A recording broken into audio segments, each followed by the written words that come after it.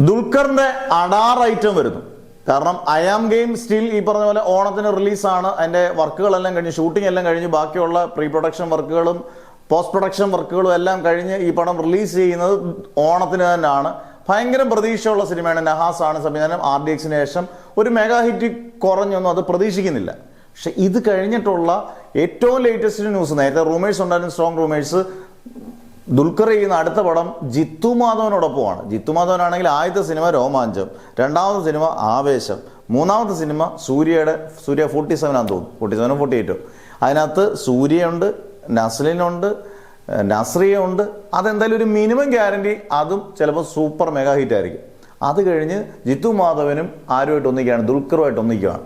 ഇത് ഗംഭീര സബ്ജക്റ്റാണ്. ആവേശം രോമാഞ്ചം പോലൊക്കെ ഒരു ഗംഭീര, ആവേശം പോലൊക്കെ ഒരു ഗംഭീര സബ്ജക്റ്റ് ആണെങ്കിൽ പാൻ ഇന്ത്യൻ രീതിയിൽ തൂക്കേടി പ്രതീക്ഷിക്കാം, സംശയം വേണ്ട.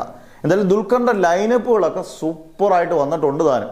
ഇപ്പം പറഞ്ഞ ഐ ആം ഗെയിം ആണെങ്കിലും ഈ പറഞ്ഞ ജിത്തുമാധവൻ പടം, അങ്ങോട്ട് പോകുമ്പോഴും നല്ല നല്ല പ്രൊജക്റ്റുകളാണ് ഇദ്ദേഹത്തിനെ കാത്തിരിക്കുന്നത്. എന്തായാലും മലയാളത്തിൽ സകലകല റെക്കോർഡൊക്കെ തകർക്കാൻ കാലിബർ ഉള്ളൊരു നടൻ തന്നെയാണ് പാൻ ഇന്ത്യൻ രീതിയിൽ നോക്കിയാലും ദുൽഖർ. ഇതെല്ലാം തകർക്കട്ടെ, റെക്കോർഡുകളൊക്കെ തകർത്ത് വാരട്ടെ എന്ന് നമുക്ക് ആശംസിക്കാം.